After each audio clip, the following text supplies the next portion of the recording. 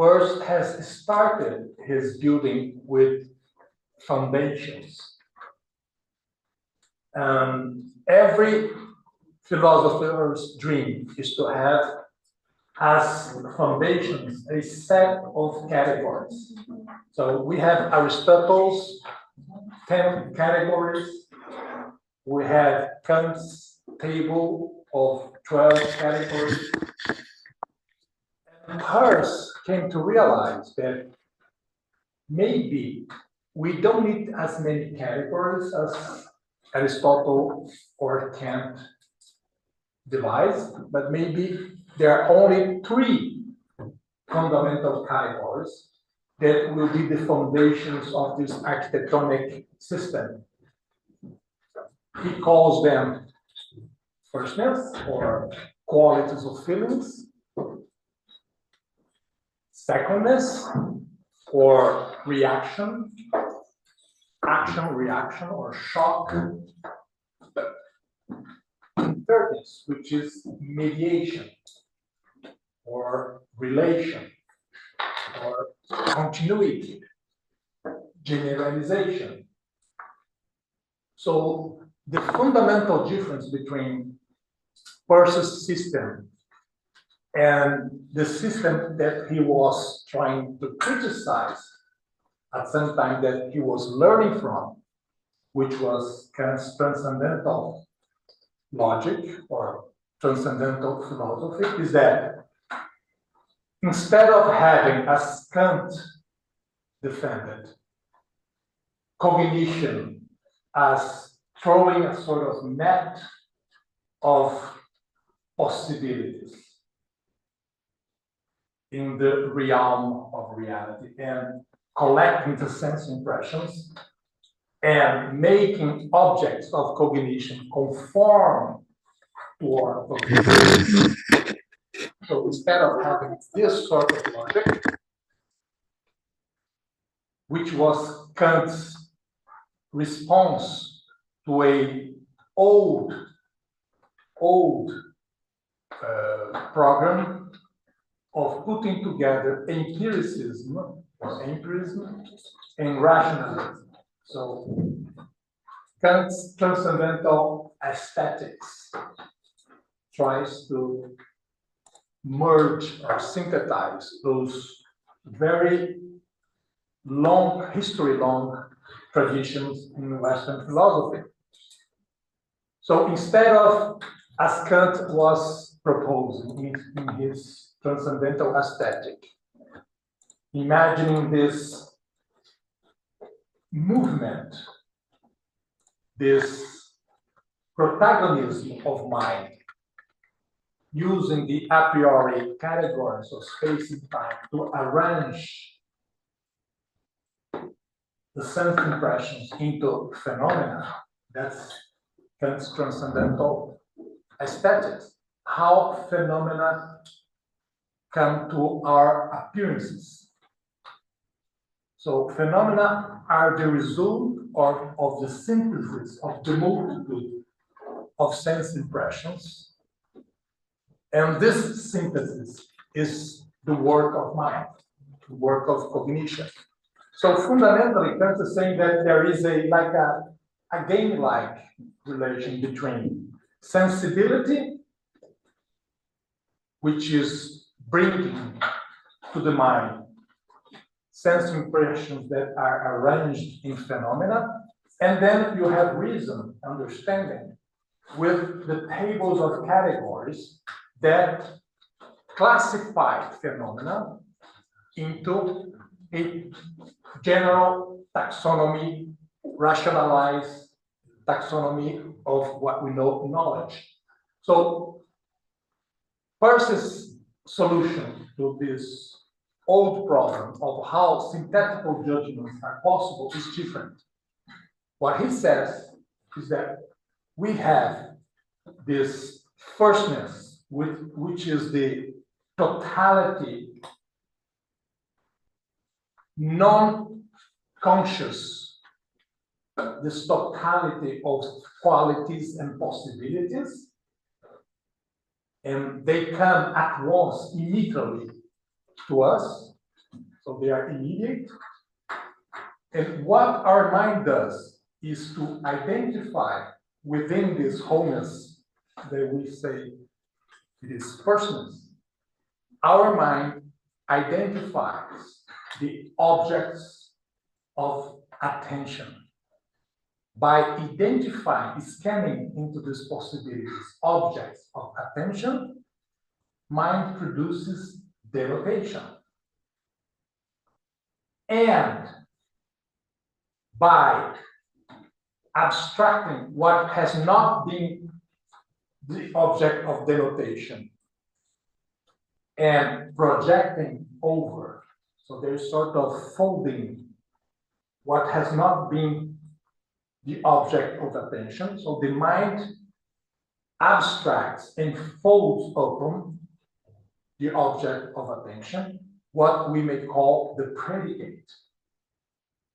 So our mind is continuously searching objects of attention, abstracting, which means searching patterns out of what has been left, and projecting those patterns as predicates. And that's how the fundamental synthesis of cognition emerges. So knowledge, cognition, has a propositional structure. That's the synthesis of the object as subject and the predicate. And this is truth functional. It is a hypothesis. And you must confront the synthesis with reality. If this hypothesis is valid in this confrontation, then you adopt it as a habit, mental habit, it can grow, develop as a belief. Or if with this confrontation, this conjecture does not hold, you must drop it and try another conjecture. So there is this continuous process of synthesis throughout perception, throughout perceptual judgment. And the perceptual judgment has an inferential structure, has the structure of a proposition. So this is the fundamental contribution of Peirce, because we're going to see how this involves not only phenomenology or phaneroscopy, which means adopting the categories which are fundamental, but we need normative sciences, which means aesthetics, ethics, and logic. Aesthetics is the perceptual judgment associated with this gathering of qualities and producing fundamental judgments about what is immediate in perception. So what we are perceiving right now we are embedded in an aesthetic fruition of reality. So we are in continuous contact with this flow of aesthetical feelings that we are perceiving and transforming in sentiments. So this is the aesthetics. We have the ethics, which means how from those conjectures, perceptual judgments, we can endeavor conducts. So what kind of choices of actions we can make out of this continuous sense of phenomenological perception, and how those attitudes, how those policies are in harmony with those aesthetical feelings. So ethics is nothing but actively perceived by acting in the world with our choices. So we must search a sort of sympathy or harmony between the sentiments that we aim and the actions that can produce those sentiments. So if you are searching for some sort of sentiments that you value as important to your aims, to your happiness, to your goals in life, so your actions must be in conformity to the sort of final consequences or final interpretants or final general sentiments that you're looking for. You must be in harmony. Then logic is nothing but the ethics of thought.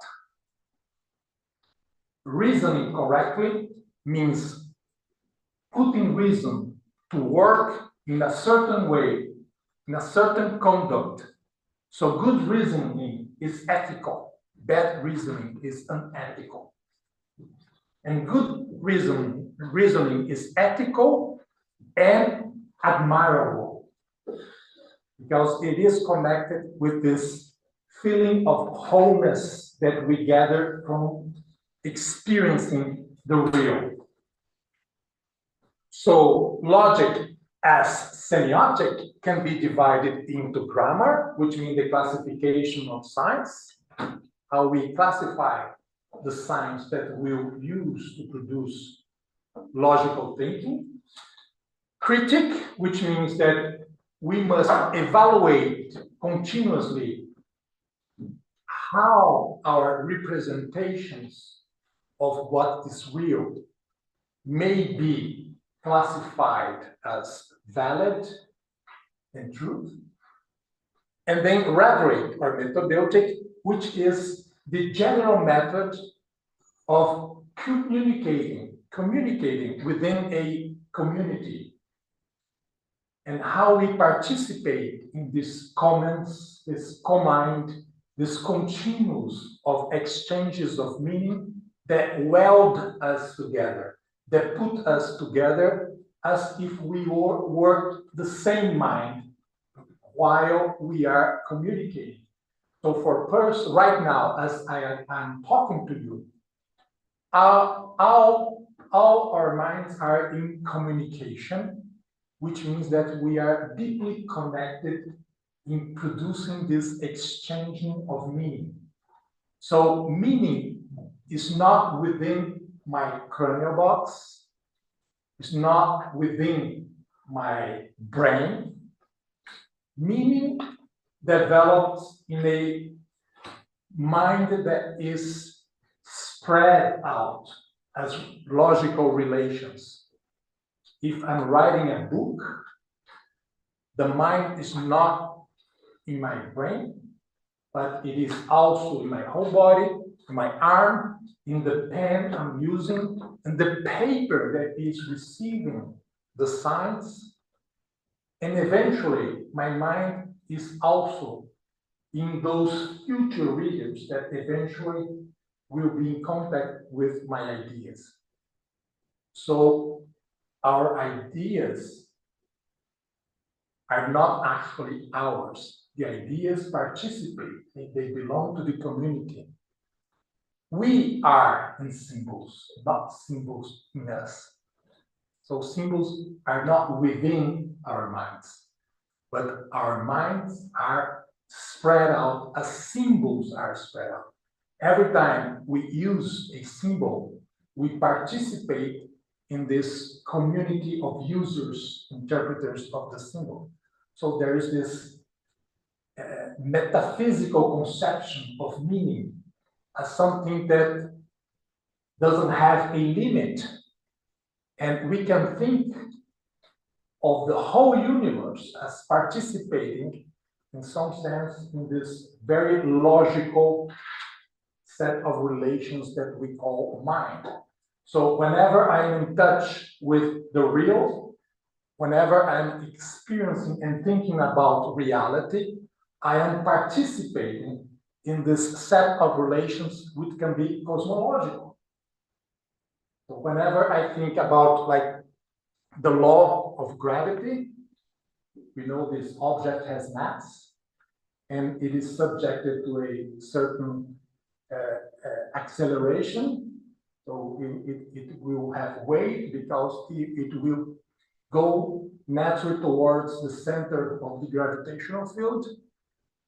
So my mind can predict that if I let this object go, it will fall, because I am in connection with those laws of natures, and those laws of natures are the major premise. The object that is in my denotation right now, this pencil, this is the minor premise. So if I let go of this object, this will be the minor premise. And I can anticipate the consequence. I can anticipate the conclusion. So it is a syllogism. Laws of natures, they are always working as major premises. What we do in our lives are like the minor premises. And the consequences, what we do, are the conclusions of a syllogism. You see? So there is a logical process going on from the broadest way to think about mind to the narrowest way of thinking of mind. There is a continuous. Any doubt about that? Is it okay? So let's move forward. So philosophy is an organic system rooted in experience and perception. So this is the grounding of pragmatism. What pragmatism is? Pragmatism means how our beliefs can be interpreted by its consequences. The idea of pragmatism is that the meaning of a concept, a symbol, a belief, an idea, any abstract concept, the meaning is all possible consequences that would happen by the adoption of that belief. So if I believe that this pencil will fall down, so the meaning of gravity, the concept of gravity, is all the eventual possible consequences of adopting this concept in my life. So I wouldn't try to fly from the window because I believe in gravity. And I don't have to throw myself out of the window to prove that I'll eventually die or get hurt if I did that. So you might have beliefs that you will never need to experience. And that's what being a realist means.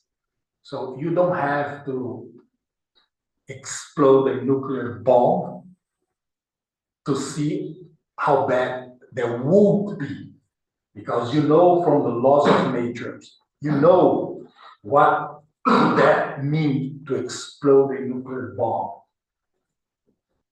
So you act in accordance with that belief, and you don't have to eventually experience all your beliefs for them to be real or to be considered real. That's an important aspect of pragmatism. So I want to talk about symbolic information, and my aim is to reach to my table. Yesterday I gave you a glimpse of what my periodic table is, but it will mean nothing to you if you don't understand what I am after. And fundamentally, I want to understand the flow of information, semiotic information. And for Peirce, information was initially, when he was a young, connected with symbols. So this will change because later on, Peirce will understand that we need indexes and icons to understand what information is. But in the first place, he thought that information was basically a property of symbols. So for him, symbols or general representations connote attributes and connote them as to determine what they denote. So this is a very important. Yesterday I had a orange here. Today I didn't drink it. No orange today. No orange today. So, but I like this example because it was Peirce's example. I think it's very illustrative. So imagine that I want to eat a fruit. I want to eat something. And I tell you, well, I'm thinking about eating something, I'm hungry. And I decided it would be interesting to eat a fruit. What sort of fruit? So I'm giving you comprehensions. I'm giving you the predicates that will help you to define what sort of fruit I'm after.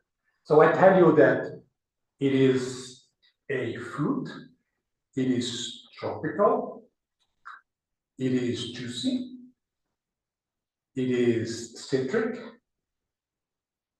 it is round. Now, from those comprehensions, from those connotations, from those attributes, from those characters, from those qualities, you cannot still guess the fruit I'm thinking of, because up to this point, it could be a lemon or an orange, right? But then I give you a final piece of information. It is yellowish. Well, the moment I say yellowish, you say, well, I guess what it is. You're thinking about an orange.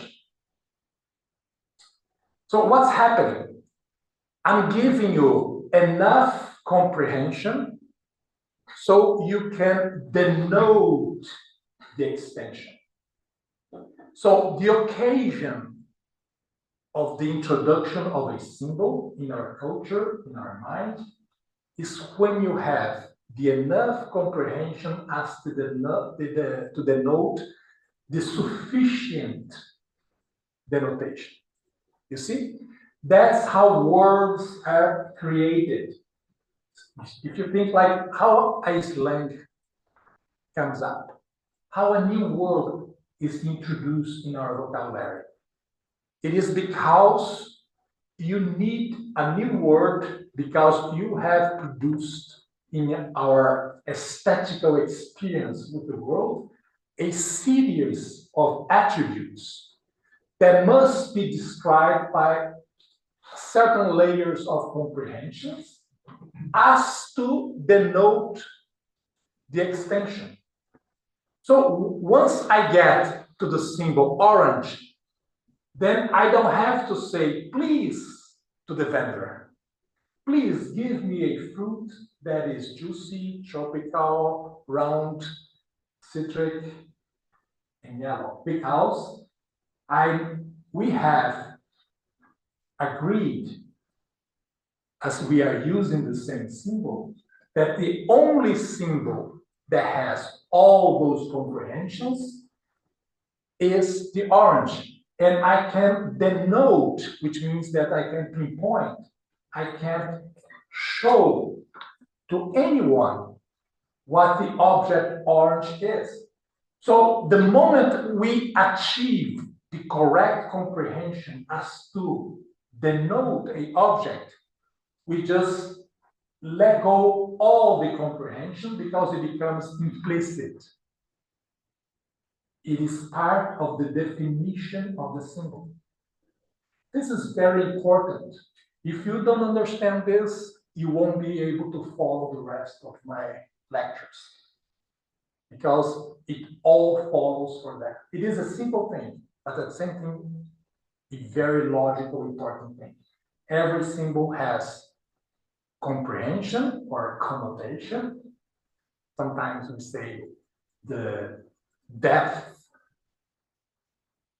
and has extension or amplitude or denotation, so you can pinpoint.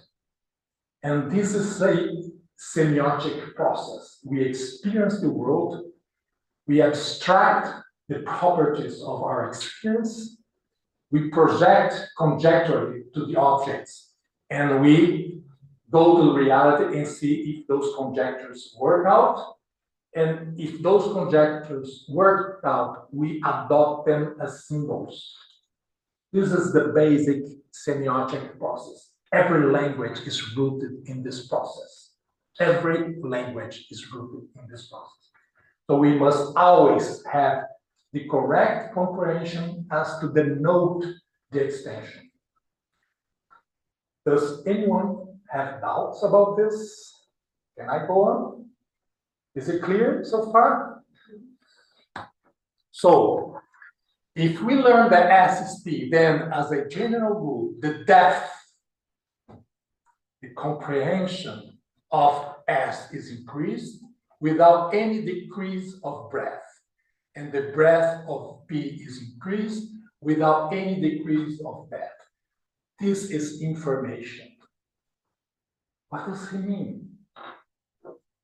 He says that if I learn that there is a piece of comprehension that can be attached to my definition of an object, and this comprehension is something new that does not belong to the definition of my concept, this is information. So I had an orange yesterday. I didn't bring it today. But imagine that I ask you, if I had an orange right now, is this orange sweet or not? I'm asking you. Now, being sweet is not part of the definition of an orange, because it's not necessary that every orange must be sweet. It might be sweet or not. But if I'm asking you if this orange in my hand is sweet, the only possible way to answer this is cutting it and tasting it. So you gotta have a perceptual judgment. You gotta have an experience out of it. And if you find out that it's sweet, you're gonna answer me, yes, it is sweet. Now, the moment you say this orange is sweet, I have a new attribute to this orange, a new comprehension. It is something that is not part of the definition of orange, but it is a syntactical proposition. You see, I'm adding a new comprehension to this object. The moment I do this, something magical, I find it magical. It's not magical, but it's logical, but I still find it something very interesting. What's happening? The moment I say this orange is sweet, the extension of the predicate has been increased because sweetness is a term, is a concept that denotes whatever is sweet. So the moment I say this orange is sweet, then now, among all the objects of the universe that can be predicated as sweet, there is this orange. You see, the extension of the term sweet has been increased. And the comprehension of the object orange has been increased as well, because now I know this orange, it has a new property, which is sweetness. So the moment you synthesize information through perceptual judgments, the extension of the predicate increases as the comprehension of the object also increases. So if I give you a piece of information that orange can be used to treat like scorbutus, how do you say in English? There's a scurvy. Okay.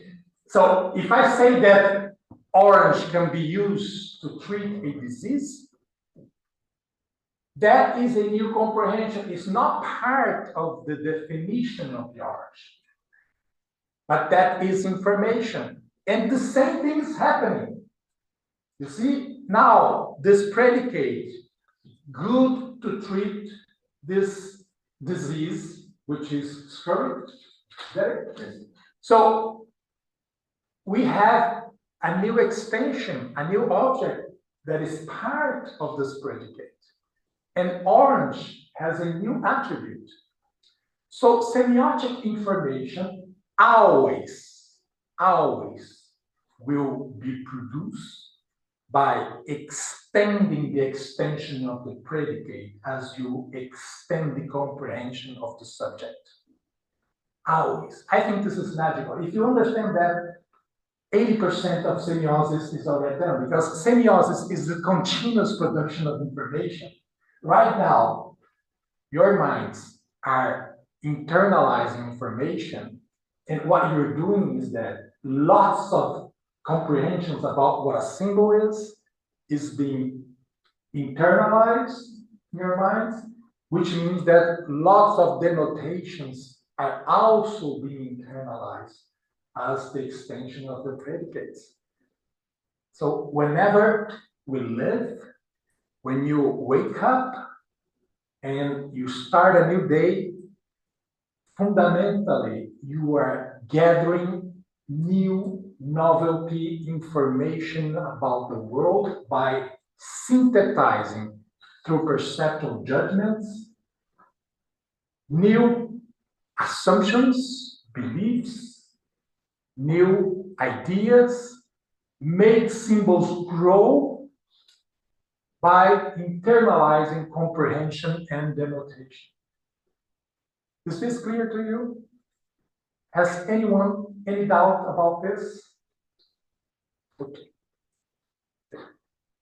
For you, is there any difference between information and meaning? Or why are you using here the term information specifically and not meaning, if you can comment? Oh, there is a little difference, because information has to do with novelty. Meaning in the pragmatic sense versus pragmatic sense can be defined as all possible consequences that would come if we adopt a concept, a belief. So not necessarily the meaning of a concept is informative. Like, I know that a orange is juicy. So the meaning of the orange, if I squeeze it, there is the idea of being juicy, that is part of the meaning, because every orange, by squeezing it, will produce some juice. So the meaning of the concept orange is implied in this possible action of squeezing and extracting juice out of it. This is part of the meaning. But not every meaning has necessary information, because there's no novelty involved. But the first time that you use orange to treat a disease, that is meaningful and informative, because the first time you produce the meaning is also connected with information. But that happens the first time. Then the information tends to become knowledge. What is knowledge? It's when the sense of novelty has been appeased, has been eliminated by internalizing information into the definition of orange. Because now that everyone knows that oranges can be used to treat such disease, then there's no more information involved, because it has already been synthesized as a habit. Then we have knowledge. So the basic difference between information and knowledge is that knowledge has become habitual. This is an important question, because what I just said means that there is like a gradient of information.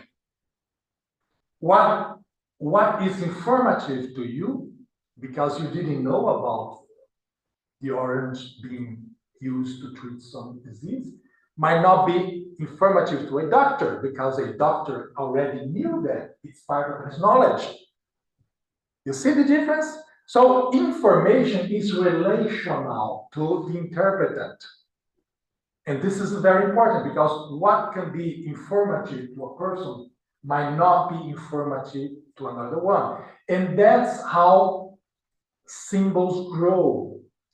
Peirce gives the example of the electricity. So he's talking in the late 19th century. Electricity had just begun to be used in the poles in the cities and with the cars, you know.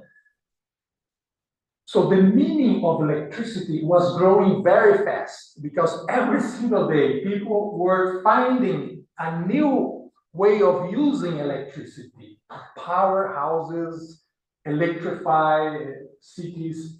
And so the meaning of electricity was exploding because at that point, electricity was something that was used in the shows. People were used, like magicians were using electricity to make like rays of electric rays go from. Those were like magic shows. People were not using electricity in practical affairs.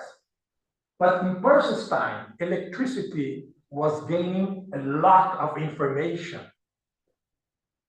That means that the symbol, the concept, the idea, electricity, was exploding meaning and information. Every day there was a new information about the uses of electricity. And this is happening in our life every day. So our concepts are continuously growing. Think about social media. Think about news. What does it mean? You see? The distinction between breadth and depth, could you restate your example and map to that distinction? That makes sense. Like, well, the depth or the comprehension are all the attributes that are used in the definition of a symbol. The agreed definition by a community. It is something communal. See, that you're not entitled to, by yourself, to produce a symbol and say, well, I just created a symbol, and this is the comprehension I have attached to it. Because that's not how things work. Symbols are, by definition, spread out in the minds of a community. So the experiences of all of us contribute to the meaning of a symbol. So a symbol is all the characters or attributes or predicates or qualities, general qualities that are part of the accepted definition of that symbol by a community. And this accepted definition can change in time. There is evolution, as I gave you the example of electricity or internet or. And then the depth, like. And now that's the depth. The breadth or the expansion or the denotation are all the real concrete objects that you can point out that are part of the expansion. Like in the case of the orange, all the oranges in the world, in the future, in the past, if you grow orange in Mars someday, those oranges will be denoted by the you see? That's what Peirce means by the possible world, the conditional future. All objects that would be denoted by the concept, that's the extension. If you have a belief, so all the possible attributes that describe that belief is the comprehension, and all the facts that are immediately connected to this belief. Everything that happens that you do is part of the expansion of that belief. You see? So all behaviors that are connected with that belief are part of the expansion of that belief. Is it clear? Okay.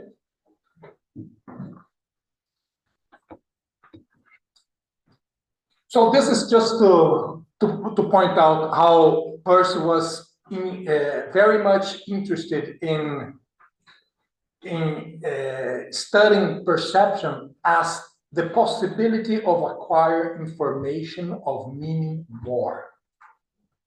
So this is Peirce's fundamental idea of what perception is about. We need to perceive the world. We need shared experiences within a community so that we can acquire and share information.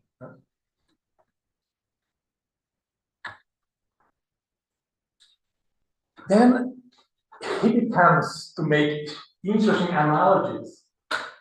Well, he had been studying Darwin, and Darwin's theory of evolution seems to be exactly his theory of information. So species are like habits, and species, by reproduction, by being in contact with the world, they cross over the possible genetic exchange that is not previously designed. All those things are fortunate. So we have evolution of the species in a way very similar, by which concepts, ideas, symbols, habits grow. It is the same idea, natural selection, evolution by natural selection. And he starts to think that maybe there is a universal evolutionary aspect. Maybe everything in the universe is under the same general rule.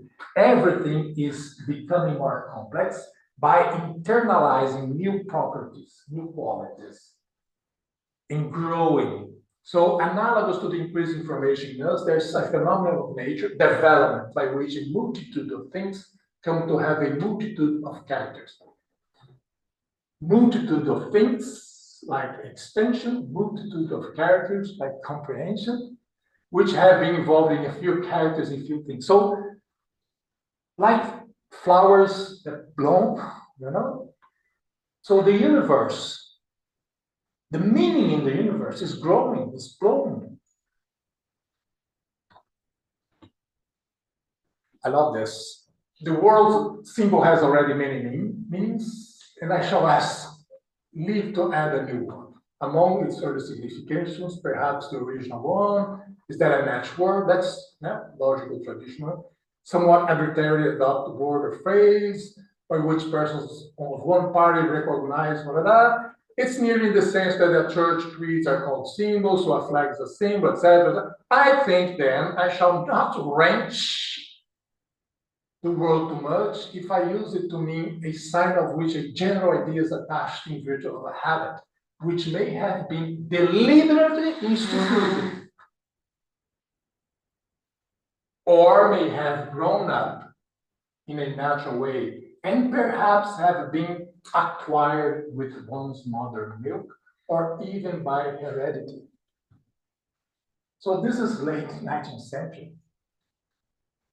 He's saying that maybe, it's implicit here, maybe our genetic code is internalizing information, and heredity is a process by which this internalization information are producing new breeds, new possibilities are coming into the world, just like new assertions, new propositions. So every new being might be like a proposition. When you were born, it's like a proposition that came out of your mind. From the logical perspective, there's no much difference. The birth of a living being, of I expressing a assertion.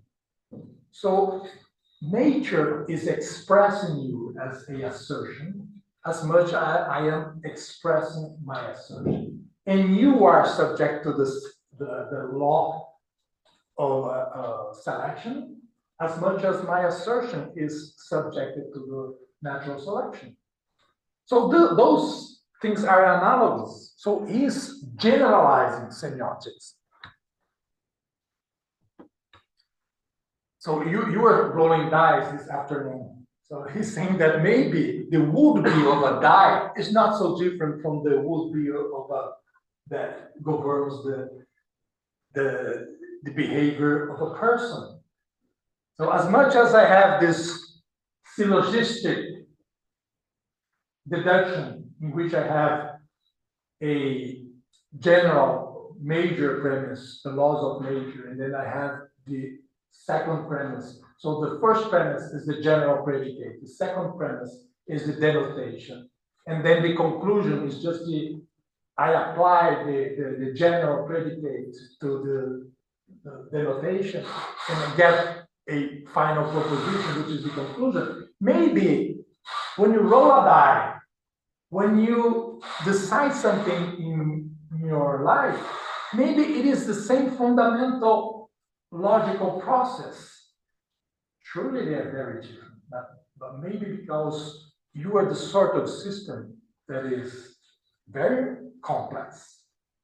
Maybe you are open to novelty and fluctuations and very sensible to initial conditions, and maybe a die is not. Maybe that's the only difference between rolling a die and you going out of your house. Maybe from the semiotic point of view, maybe those things are not so different. And then he explodes to the universe. Consider the life of an individual, animal, plant, or mind. Glance at the history, states, institution, language, ideas. Examine the successional forms shown by paleontology, the history of the globe set forth by Joe, blah, blah, blah, blah. Everywhere, the main fact is growth in increasing complexity. So this is the fundamental law of information, the growth of complexity. You look at the universe and you see growth of complexity. You look at a human being, you see it is learning. His internal complexity is growing. A community, science, everything. So the increase of complexity might be some universal law, the law of mind, or agapistic law, the idea that things are spreading and complexity are increasing. So all the universe is perfused with sign, if not composed exclusively of sign. That's often quoted. I put it at the end because if you quote without this general exposition of his ideas, it might sound like weird, it sound like mystical. But what he's saying is that maybe the logic of semiotics is something that gives structure to the universe. It might be some cosmological law. So information, semiotic information, might be what gives structure to the universe. Maybe time is nothing but the internalization of information. And he comes to discuss this, that maybe time is just how minds internalize information. So we feel information coming into us. And this is feeling time. Whenever there is information being internalized, we feel time. If no information is being internalized, we don't feel time. So how can we apply this to common situations? So this is a grand view of semiotics. Well, think about a traffic sign. See? A traffic sign might have some predicates that must be embodied in icons. Like this traffic sign wants to warn you that the road ahead is sinuous, right? Is that the right word? Sinus? Sinus, yeah, sinus, okay. So you iconically represent the predicate. So the icon is the aesthetic aspect of information, and it is where information must be embodied. You cannot have a proposition like, attention, there is a sinus piece of road in front of you. Oh, this is a proposition. This is an assertion about the reality. So to make this assertion, you can write a sign, but by writing it, the time the driver needs to read it might be too long for him to take any actions. So it would be more efficient if you use direct icons. So this icon, it represents the signals road, and this is the predicate. But the predicate embodied must have also a denotation, a extension. I mean, if this sign is in the warehouse, the city warehouse, and you open the door of the warehouse, you're not afraid that there might be some signals road in front of you, because you know there's no denotation, there's just the embodied information. But once you put the sign along the road, then you are denoting. You see? You are expressing the denotation. So to express information, you need an index that it will indicate where the road is signals. You need an icon that will embody the information, but you also need a habit, what to do about it. So if you have not taken the correct lessons, you have not learned what sort of conduct must be attached to this traffic sign.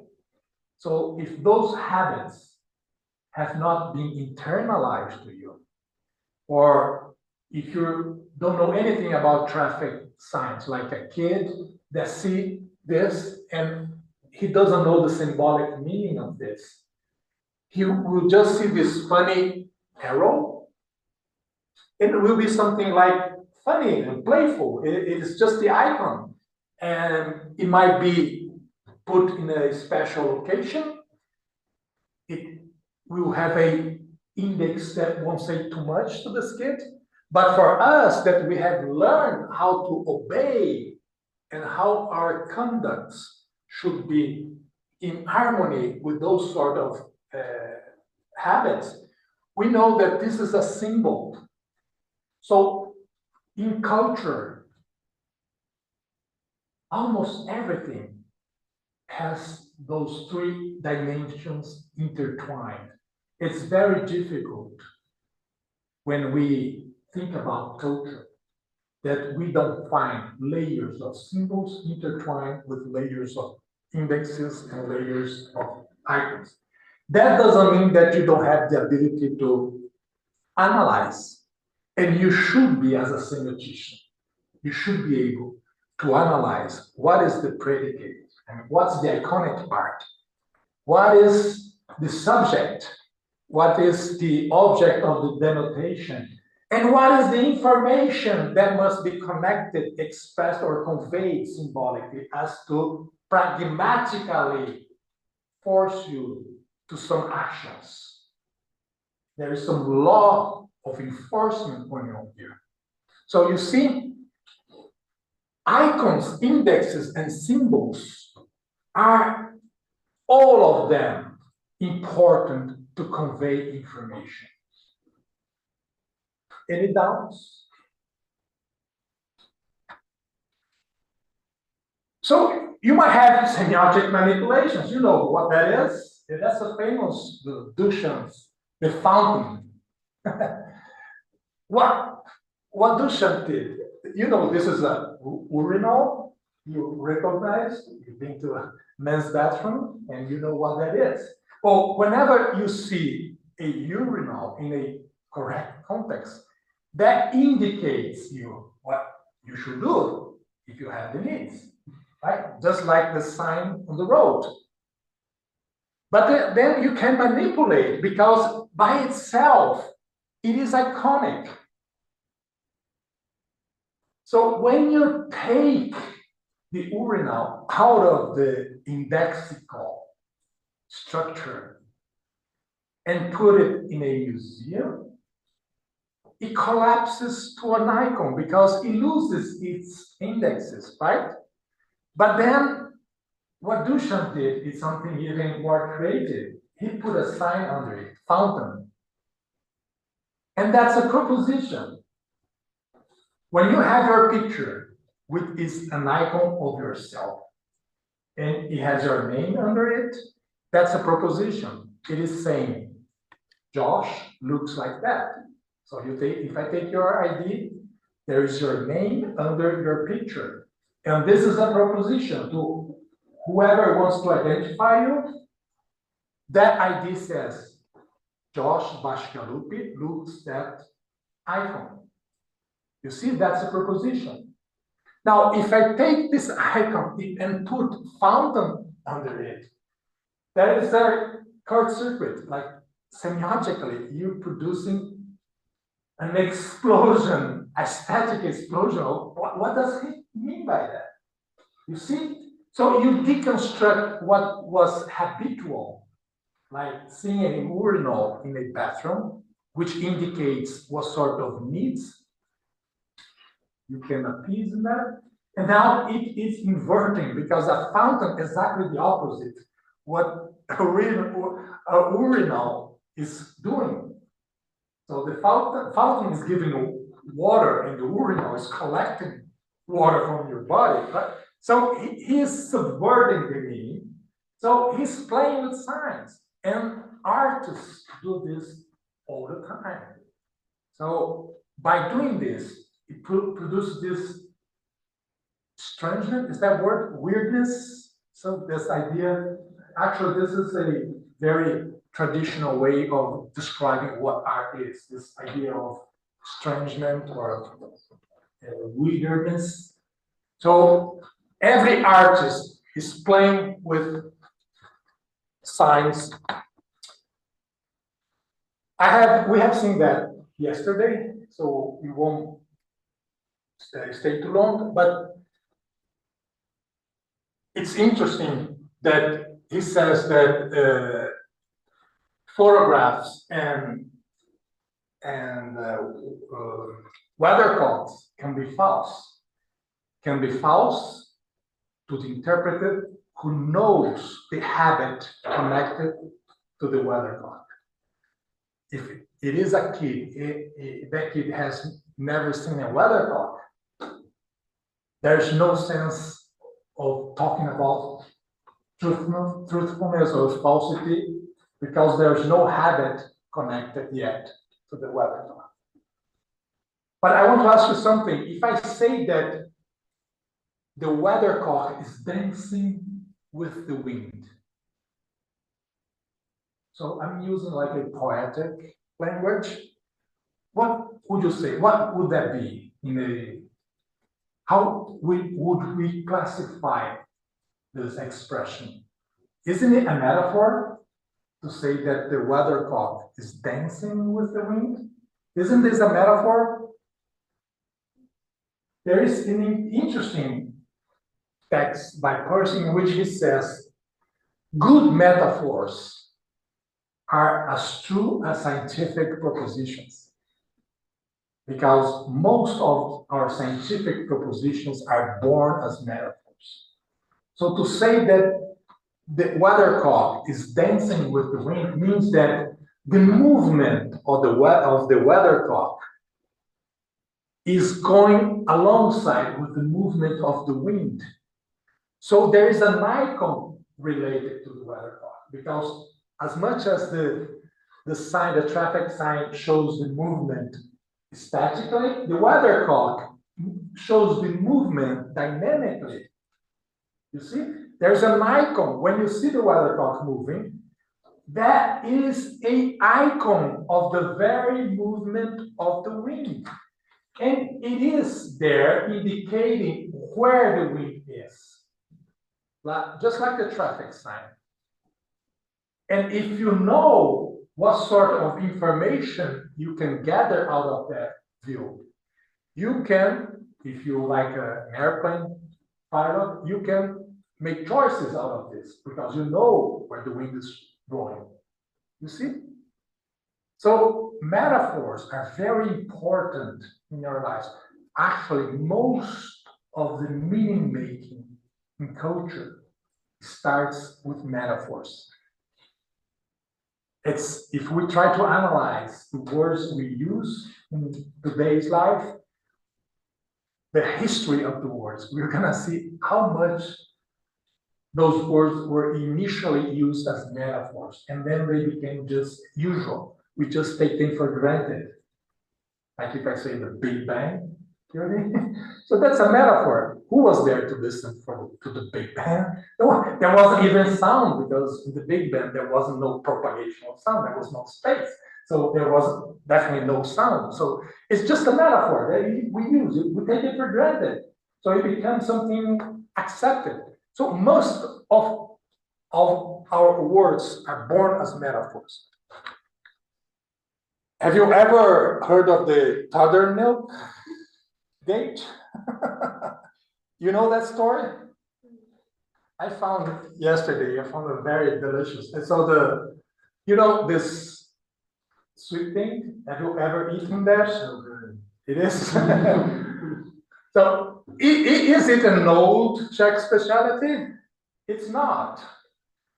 So the American ambassador in Prague, when he took place, he posted that he had just eaten an old Czech specialty, which is the terdernik. That's how you say it? Yes, personal. I won't try again. So, and then several newspapers were mocking him because actually this is not an old Czech specialty. So that's something that has been introduced in recent years. It has become very popular for the tourists. And a lot of people are getting a lot of money selling into the tourists in the Charles Bridge and everything else. So in Prague, you see lots of vendors selling those things as old traditional Czech food, but it's not. It's something, it is false. But why is it false? So why is it fake news? Why is it fake news?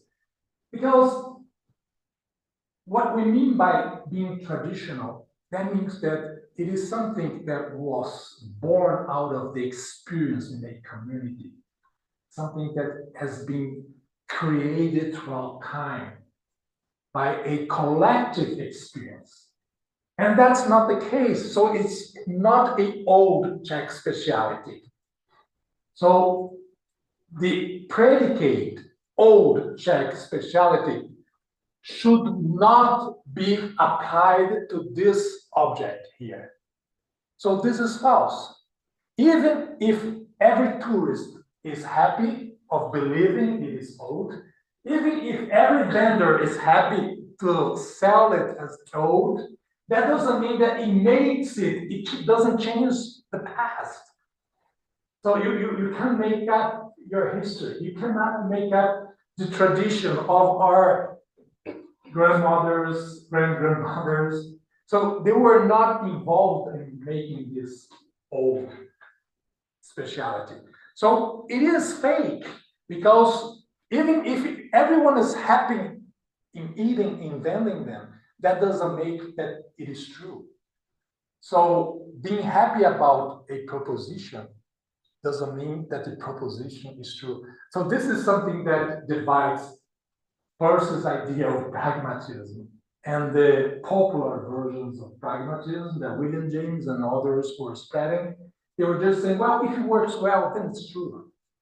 If for all practical purposes, we are all happy, then let it be true. You see? Not for Peirce, no. We can adopt this very low interpretation of pragmatism that makes anything that works as being true. That's not the case. So this is another example. Sadly, I won't be able to open it, but our president in Brazil once said, when the vaccine were finally available, that, well, if you want to take the vaccine, it's on you, because if you come to become a crocodile or Anything else happens with you, that's not my fault. It's up to you to decide if you want or if you don't want to take. So what happened then in the carnival parade, in the next, in a few months later, there's those actors, they were like applying a vaccine to a person, and the person was being transformed into a crocodile. So they were like making fun and mocking of this expression by Bolsonaro. And this is information war. So the mimetic warfare, something that we are experiencing every day in social media, is fundamentally how we manipulate information, predicates, denotations. So this has a practical meaning, consequences in our life. People are taking vaccines or not taking medications or not doing something or voting for someone, electing someone else because they have been exposed by information war. Jeff Kissy, in this famous article for the NATO magazine, he talks about mimetic warfare. So nowadays, as much as having bombs, being able to control society by using social media and being able to influence by a war based on information, this can be even more efficient than having powder power, nuclear power. So this is something that we as scientists, as communication scientists, we should. So this is Floridi's definition of information, which is very different. So I just want to show you because you see how different it is. It comes out of the mathematical theory of communication. So you have well-formed data. Then this data can be environmental or semantic. If it is semantic, it can be instructional or factual. If it is factual, it can be true or untrue. If it is true, it is information. If it is untrue, it can be intentionally untrue. This is disinformation. Unintentionally untrue. This is misinformation. So this whole architecture is based on a very mathematical definition of information that comes out of Shannon's entropy. The problem in semiotic terms is who gets to say what is true and untrue. Well, there are many problems in this definition. But who gets to say what's true and untrue? No one has an answer. So how do we sort out what is information from disinformation or misinformation? So if we don't have this semiotic possibility of analyzing information in this movement by which a community is involved and icons are fundamental to embody information, and if we don't have the instruments to analyze information using semiotic terms, we might fall into this sort of very analytical approach of information that, for me, has no value. Because at some point you have to say, well, who's telling me? Are journalists fact checkers? But who is checking the fact checkers? And so there's all this problem. So who gets to know the final word? So it's not a processual notion of information, and I think it's doomed. So how much time have we? I can sort of. We have 20 minutes left. Okay. So I'll show this as a conversational example of information. No object can be denoted unless it be put into relation to the object of the comments. So who is the comments? We, command, the community. A man tramping along a weary and solitary road meets an individual of strange man who says, There was a fire in Megara. If this should happen in the middle of the United States, there might very likely be some village in the neighborhood called Megara. Or it may refer to one of the ancient cities of Megara or to someone Romance. And the time is wholly indefinite. In short, nothing at all is conveyed until the person addresses as where. Oh, about a half a mile along there, pointing to whence he came. And when, as I pass, now an item of information has been conveyed. You see, you need denotation because there was a fire in Megara. It's like depicting a picture of an indefinite city on fire. You don't know what city is that. You just have in your mind the predicate of a fire consuming a locality, a town, a city. But where is it? So you have to ask, what sort of denotation are you referring? Well, half mile away as I passed. So when this piece of information, which we call denotation, is given, then the assertion makes sense. Now the interpreter knows that there is a city half a mile away that has been fired like minutes ago or still on fire, and he can take precautions. He can avoid the road or go help as a fireman or what else. So you see, when we say something but we do not denote, those iconic predicates, they're floating. They need an anchor. So in communication, this is crucial. So I just want to end up with this. I have already, no, I don't want to go this. Let's finish here. We'll go there tomorrow. Because once I started, I won't be able to stop. So unless there's no questions, if there's no questions, I can go further.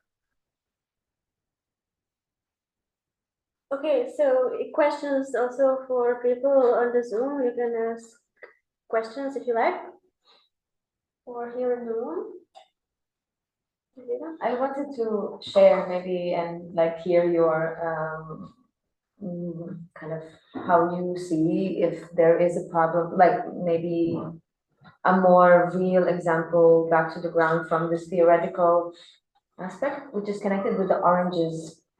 Because I remember that the last year I've been in a group of people which is very international, and at one point of our studies we understood that oranges, lime, and lemon means completely something else in different continents. So the word is the same, but then the taste and then like the culture behind it, and like at the end we think that we're speaking about the same thing, and after some time we understand that no, wonderful. We are speaking in the same language, like we're sharing the English language. Okay. But in reality, it's a completely different. Wonderful. Concept. You see how experience and perception rounds. Yeah. Because orange in Brazil might be something very different than orange here, or in Greece, or in Japan. But that's what actually we experience this when we travel on the world.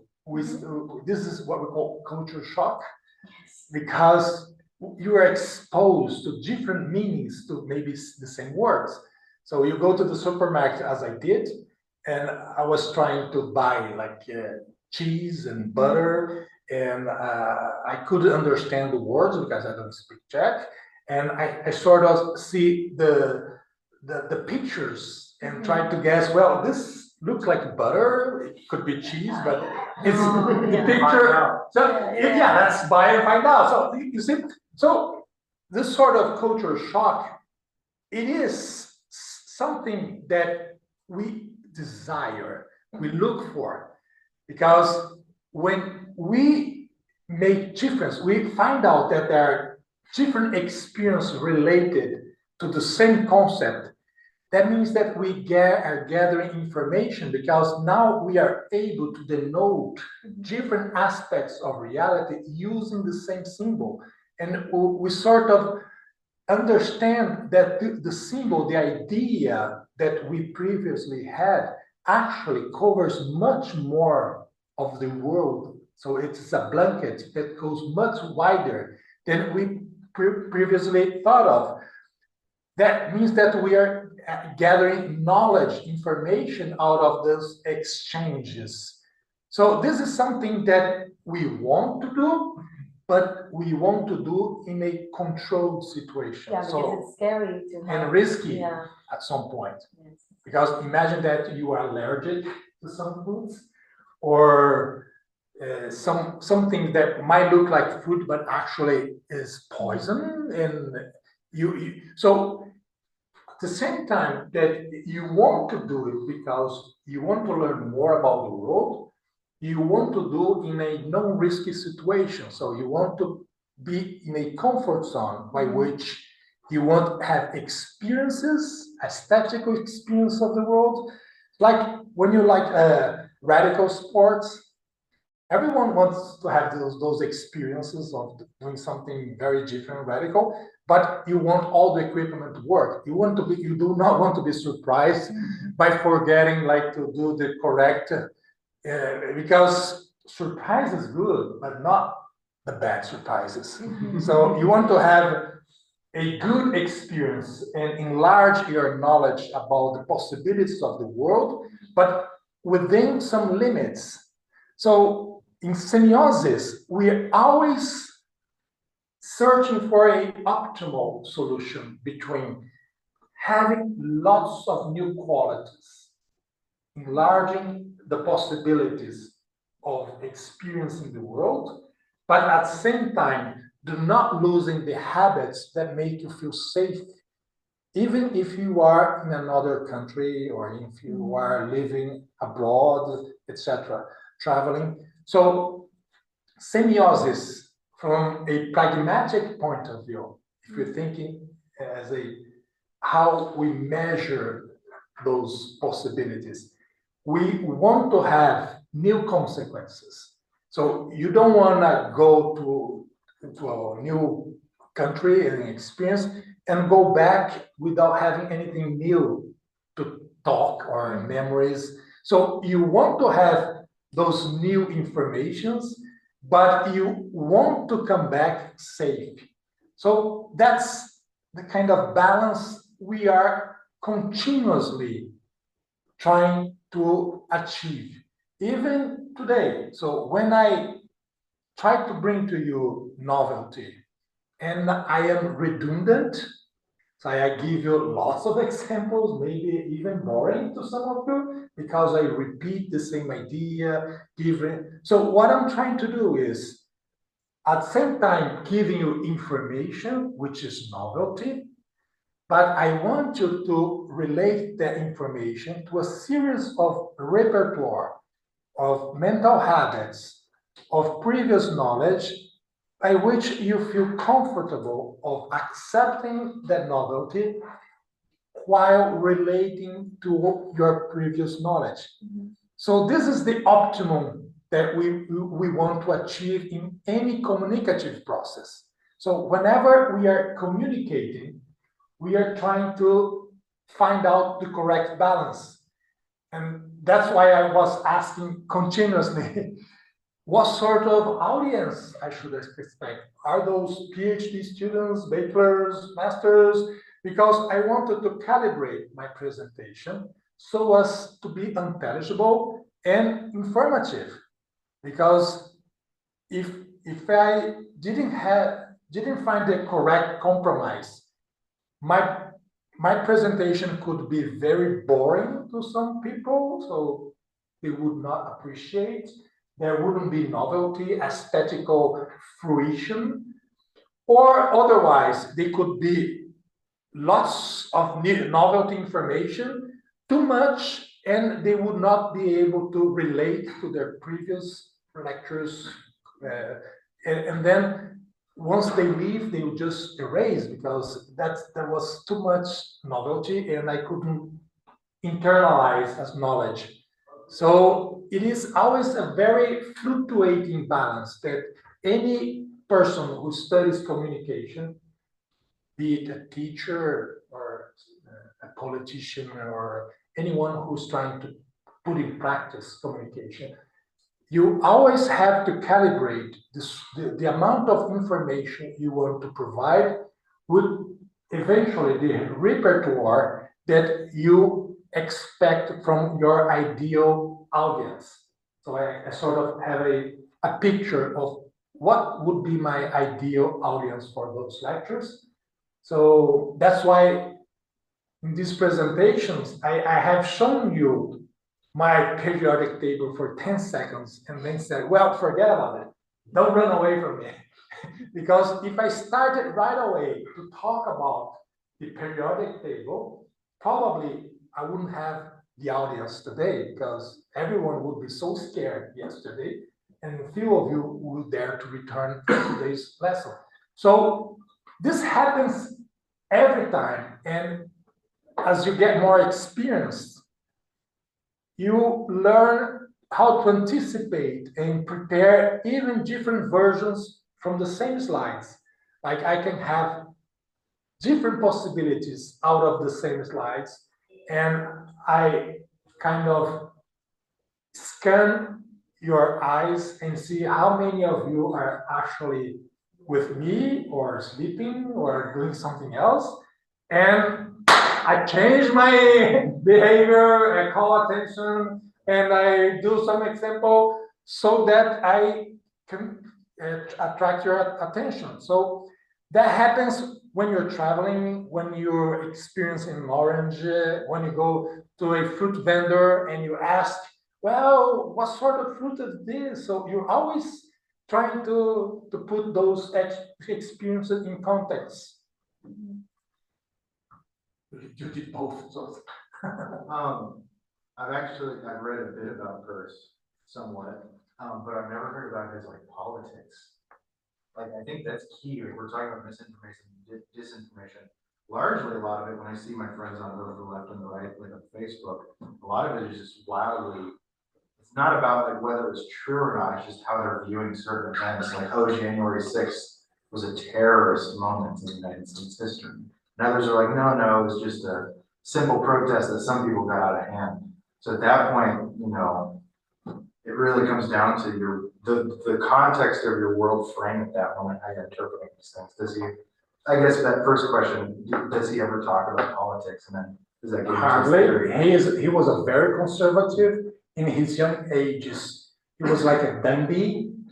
So he had grown up in a very protected milieu in Harvard. He was the son of a philosopher, mathematicians. He was acquainted with the most important minds of his era, and he thought that he was determined to be a very successful scientist, businessman, and so he was very conservative in his young ages. When his father died, the world collapsed because his protector had gone. So he started to endure the consequences of his dandyism.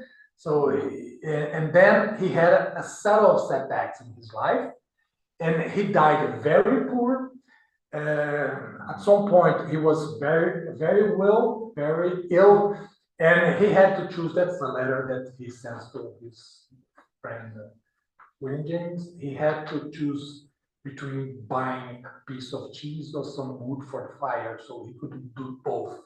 So he would have to either eat or light the fire. And this very difficult times in the end of his life may have changed the way he saw politics. One of his last articles was about the Vangel of greed, and he was criticizing the way capitalists were driving the United States to individualism and a life where you make your living by trampling on the necks of your neighbors, and this would not be the way to build a true country.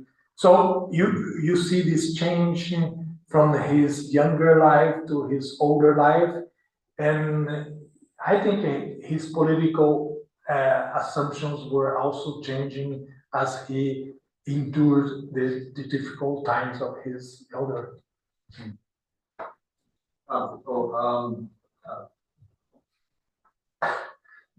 Yes. Similar question actually. First, thank you. I enjoyed the class. I think I really like I finally now understand William James versus this person. So I like the very simplistic distinction, which I will remember this. But my question is a little similar. It's about what is Peirce's sort of approach to desire and ethics. I mean, it's like in this world of desire, ethics, and politics. So, like for example, in the school world, it would be that okay, all this information is coming in, but the choice is made about which is like attention and which is more important based on the need of the organism. So, is it that for Peirce, is it that desire or needs they come before perception or after, or is it like inside, or how do I decide Okay, that that's the a good orange is question. important? Well, our minds are full of habits. Some habits are instinctual, so they are not conscious. And culture gives us the opportunity that on the top of those instinctual habits to develop new habits that might be associated with scientific thinking. So instinctual thinking is connected to the immediate needs and desires that we might feel of being appeased. And then we have another layer that is cultural, which develops within a community by which the experience of this community imposes upon us habits of conduct that are ethically accepted within that community. So there are those two basic levels. And what Peirce says is that whenever you are dealing with important and vital matters, you should always choose the instinctual, because instinct was developed throughout evolution.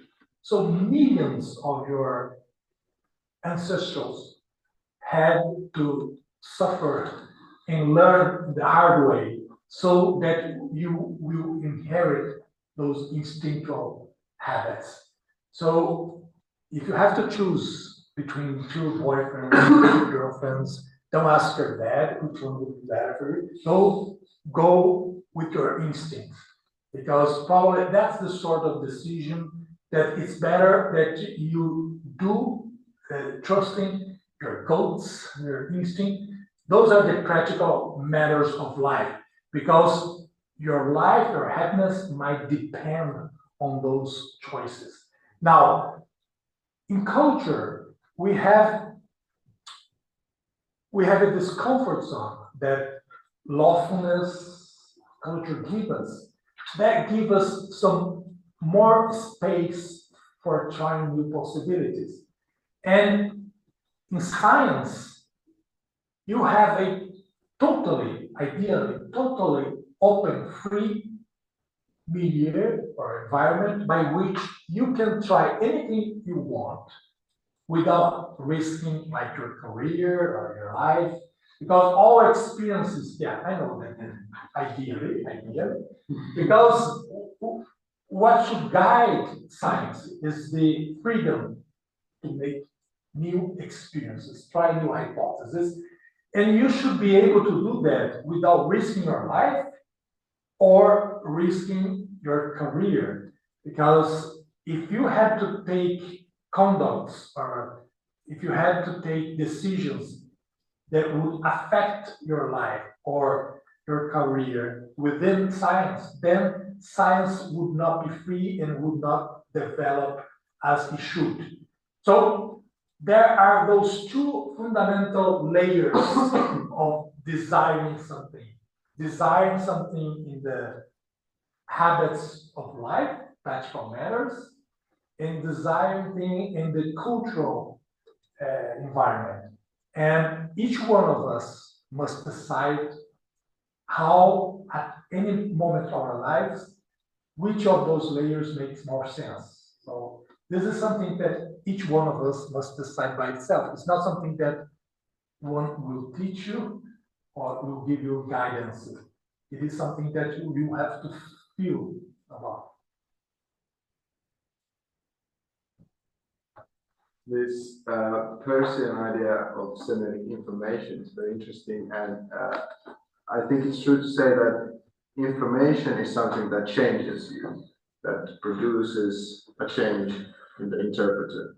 And it came to my mind this kind of idea of social media and these bubbles where we live, and we have this illusion of getting information, but actually nothing is changed in us, we're just strengthening our biases. So that's sort of pseudo information, or it's not really information because it's. Well, it's a good, actually, it's a good debate, because we can say that there's no classification of what is definite information. Information, as the word implies, information, which means it's a process. So within a bubble, certainly when you are within a bubble, you are being exposed to a set of informations that relate to that bubble. The thing is, if you were gonna live forever in that bubble, maybe that what Peirce, I don't wanna go into that, but Peirce gives you several ways of fixing beliefs.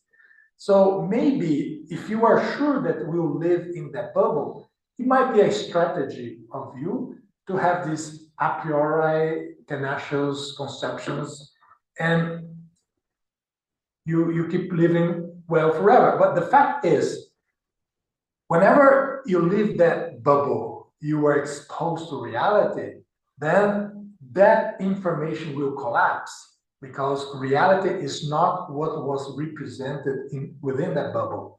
And that's maybe the drama that's going on with social media, because we are most of the time relating to people who have the same beliefs that we do. So we are continuously confirming those beliefs within us without actually confronting those beliefs against reality. So we don't have as much as possibility to renew or reject those beliefs and try new hypotheses. And this, for me, is a disease of information.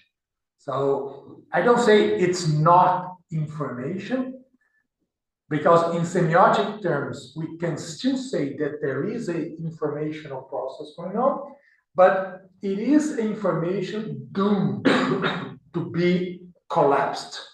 The problem is that when it does collapse, it might be too late for you to take a action and save yourself. So you might live for a long time in this bubble, living well with this information that is diseased, and at some point things will collapse, and then it might be too late to change your habits, change your mind.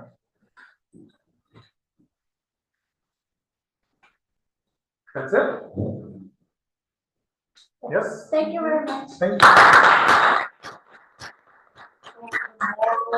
The periodic table. So be prepared, because you won't escape. So if you don't want to be